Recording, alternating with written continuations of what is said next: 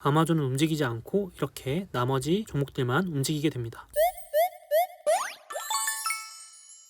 안녕하세요, 소몽입니다. 코로나 바이러스로 약 한 달 동안 2,600만 명이 일자리를 잃을 동안 아마존의 CEO 제프 베조스는 오히려 수백억 달러의 자산이 증가했는데요. 최근 기사 제목에서도 억만장자들이 오히려 코로나 바이러스 기간 동안 더욱더 부자가 되고 있다. 코로나 바이러스에도 불구하고 주요 억만장자들의 자산은 연초 대비 수십억, 수백억 달러가 늘어난 상황인데요. 아마존의 CEO 제프 베조스, 테슬라 CEO 앨런 머스크, 중국의 전자상거래 업체 핀도더의 CEO도 자산이 엄청나게 늘어난 걸 알 수 있고요. 마이크로소프트의 초기 멤버 스티브 발머, 중국 최대 재벌 중 하나인 텐센트의 창업자 마화텅, 싱가포르 재벌, 이번 코로나 바이러스의 최대 수혜 기업 중 하나인 화상회의 관련 업체 줌의 CEO인 에릭 위안 역시 자산이 급증한 걸 알 수 있습니다. 심지어 제프 베조스와 이혼하게 되면서 아마존 지분을 일부 넘겨받은 맥킨지 베조스의 자산도 급증한 상황입니다. 당장 생계가 위험한 사람들도 늘어나고 있는 상황에서 아이러니하게도 부자는 더욱더 부자가 되고 있는 상황인데요. 이번 사태로 확고하게 1위를 굳히게 된 제프 베조스는 이대로 간다면 최초의 조만장자가 될 거다라는 예측까지 나오고 있습니다. 지금 1조 달러를 넘은 기업 자체도 아마존, 애플, 마이크로소프트 정도밖에 없는데 개인의 자산이 1조 달러를 넘어설 수도 있다라는 예측까지 나올 정도로 빠른 속도로 자산이 늘어나고 있는 상황입니다. 양극화가 심해지면서 계층 간의 갈등도 당연히 심해지고 있는데요. 이번 사태를 핑계로 근로자들의 임금을 내리면서 배를 불린 아마존을 향해 이렇게 시위를 하고 있는 모습입니다. 지금 아마존뿐 아니라 각종 기업과 근로자 간의 갈등이 점점 더 심해지고 있는 상황이죠. 심지어 부자들 사이에서도 이 격차가 심화되고 있는 상황입니다. 이 표는 2020년 4월 기준 미국 최대 부자 10명을 나타낸 자료인데요. 1위 아마존 창업자, 2위 마소 창업자, 3위 루이비통을 보유하고 있는 LVMH 그룹 회장, 페이스북 창업자, 오라클 창업자, 마이크로소프트 초기 멤버, 알파벳 구글 창업자, 월마트 창업주 아들, 이렇게 10명 중에 8명의 자산이 전년 대비 늘었고요. 우리가 잘 알고 있는 워런 버핏과 전 세계 최대 의류 패션 기업인 자라의 창업자 자산만 감소한 걸 알 수 있습니다. 이번 사태로 안 그래도 심했던 양극화가 더욱더 빨라지고 더욱더 큰 폭으로 진행된다고 봐도 과언이 아닌 상황입니다. 미국 상위 1%가 차지하는 부의 비중이 절반을 넘어서고 미국 상위 10%가 차지하는 부의 비중이 70%를 넘어서고 있고요. 하위 50%가 차지하는 비중은 보이지도 않는 상황입니다. 이미 눈치채신 분들도 있으시겠지만 결국 우리의 자산을 늘릴 수 있는 주요 키포인트 중에 하나는 성장하는 기업의 지분을 얼마나 많이 보유하고 있냐가 아닐까 하는데요.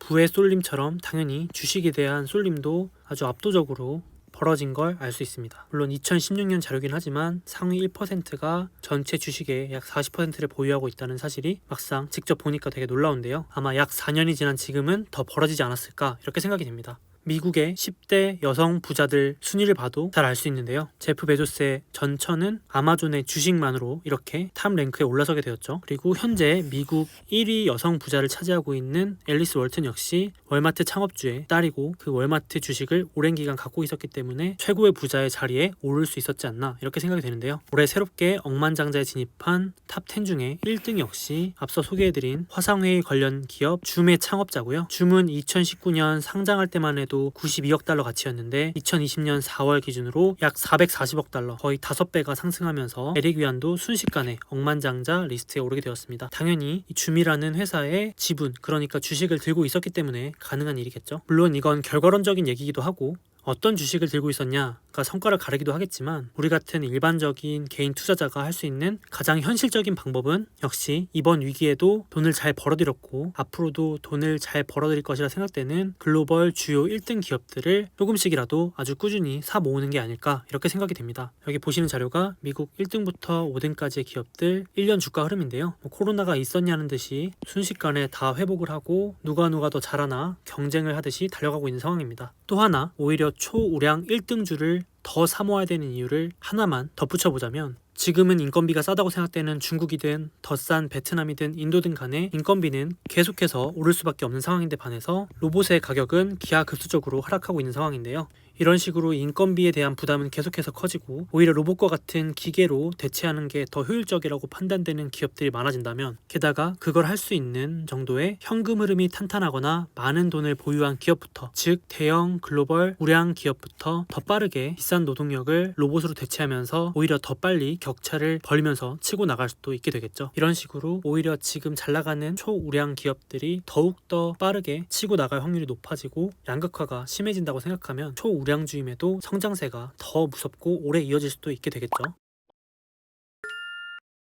자, 이런 초양극화 시대에 조금이라도 대처하고 대응하기 위해서 이런 초우량 주식들을 사려고 살펴봤더니 이런 1등 기업들의 주가가 계속해서 오르는 바람에 그냥 한 주씩만 사도 거의 5, 600만 원이라는 돈이 필요하면서 사회 초년생이라든지 한번 소액으로 시작해보고 싶은 투자자들 입장에서는 너무 부담스러운 상황이 된 거죠. 그래서 제가 한 가지 방법으로 지난 영상에서 이런 기업들을 가장 많이 담아놓은 ETF인 QQQ를 사면 어떻겠느냐라고 제안을 드렸더니 이것도 한 주당 200불이 넘어서서 한 25만원 이렇게 되니까 이것도 좀 부담스럽다 말씀하셔서 그러면 어차피 비슷한 기업들을 담고 있는 ETF로 SPYG 같은 ETF는 한 주당 가격이 약 5만원 선, 비싸봐야 6만원이 안 하니까 이 정도면 어떻겠느냐 라고 제안을 드렸었죠. 그리고 나서 또 나온 질문들이 아무래도 요즘 자산운용사들 주가가 영 안 좋다 보니까 ETF 운용사들이 망하면 어떡해요? 그러면 제 돈 돌려받을 수 있는 건가요? 아무래도 이 ETF에 대한 신뢰가 가지 않습니다. 거기에 ETF는 제가 원하는 대로 직접 비중도 못 담아서 좀 아쉽습니다. 이런 댓글들이 생각보다 되게 많더라고요. 그래서 혹시 ETF에 대한 불편함, 부족함을 느끼셨던 분이라면 할 수 있는 거의 유일한 대안이 저도 조금씩 하고 있는 이 소수점 투자입니다. 이 소수점 투자에서도 테마 투자라는 게 있는데요.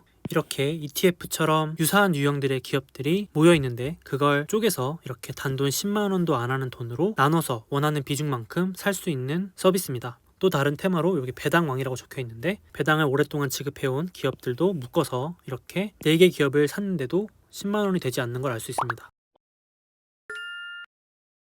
지금 보시는 화면이 제가 실제로 쓰고 있는 증권사의 소수점 투자 서비스 화면인데요. 여기 가운데 보시면 제가 제안한 테마가 등록돼서 이렇게 올라가 있는 걸 보실 수 있는데요. 1등 기업 골라담기라고 해서 원숭이 캐릭터가 있는데 몽키 캐릭터를 한번 눌러보겠습니다. 그러면 지금 미국 1등부터 5등까지 기업들을 한 번에 살 수 있게끔 이렇게 돼 있는데요. 여기서도 나는 구글하고 페이스북은 좀 마음에 안 드는데 하신다면 나머지 아마존, 애플, 마이크로소프트에 별을 눌러주고 그리고 왼쪽에 있는 이 별 모양을 눌러주기만 하면 선택한 기업들만 남고요. 이 위에 사진 부분을 2번 눌러주시면 주문하는 화면으로 넘어가는데요. 이게 이제 매수 화면인데요. 원하는 금액을 선택해도 되고 직접 입력해도 됩니다. 왼쪽에 10만원 그림을 선택하면 이렇게 입력이 되고 이 10만원을 어떻게 쪼개서 살지 결정하면 되는데요. 이렇게 손으로 마음대로 움직이면서 비율을 정할 수가 있습니다. 만약에 아마존을 20%로 고정시키고 싶다면 이렇게 오른쪽 자물쇠를 채워주면 아마존은 움직이지 않고 이렇게 나머지 종목들만 움직이게 됩니다. 만약에 나는 아마존은 10%면 될 것 같아 라고 하면 이렇게 오른쪽 자물쇠 버튼을 누르면 그러면 고정이 돼서 아마존은 움직이지 않는 상태로 마이크로소프트와 애플만 비중을 정할 수 있게 됩니다. 이 1등부터 5개 전체를 사도 되는데 나는 그 와중에도 집중 투자하고 싶다 해서 아마존과 마이크로소프트만 가져갈래 하면 이렇게 별표를 눌러주고 왼쪽 상단에 별 모양을 눌러주면 이렇게 나머지 기업들이 사라지기도 합니다. 왼쪽 사진 부분을 2번 톡톡 눌러주면 매수하는 화면으로 넘어가게 됩니다. 위에 있는 금액을 터치해도 되고 직접 입력해줘도 되고요. 이렇게 비중을 조절해서 10만원을 몇 대 몇으로 나눌지 쉽게 선택을 할 수도 있습니다. 예를 들어서 10만원을 가지고 아마존 6, 구글 4로 사기로 결정했다 하면 아래쪽 다음을 눌러주면 아마존 0.01주, 구글 0.02주, 예상 금액은 69,957원 이런 식으로 나오고요. 평일 오전 8시부터 밤 9시까지만 해놓으면 알아서 그날 저녁에 체결이 돼서 다음날 저의 계좌로 들어오게 됩니다. 여기 제가 보여드린 1등 기업 골라담기 말고도 다양한 테마들이 있으니까 관심 있는 테마들을 통째로 살 수도 있고 개별 주식 같은 경우는 소수점 투자로 원하는 금액만큼 쪼개서 얼마든지 살 수 있겠죠. 배당도 이렇게 종류별로 되게 다양하게 테마가 들어가 있고요. 이 서비스의 장점은 ETF가 아니더라도 원하는 종목을 원하는 비중만큼 원하는 금액으로 한 종목당 0.01주까지도 나눠서 살 수 있으니까 그런 점들이 가장 큰 장점이라고 생각이 되고요. 반면에 단점은 아무래도 환전이나 매매 수수료 우대가 이 서비스에는 적용이 안 된다는 점, 그 점이 조금은 아쉬울 것 같지만 원하는 종목을 소액 적립식으로 하고자 할 때 ETF가 아닌 좋은 대안으로 괜찮다고 생각이 되신 분들은 한 번씩 이용을 해봐도 나쁘지 않은 방법인 것 같습니다. 저도 실제로 이 서비스를 통해서 아마존이나 1등부터 5등 기업들 소액 적립식으로 조금씩 넣어놓을 때 잘 활용을 하고 있습니다.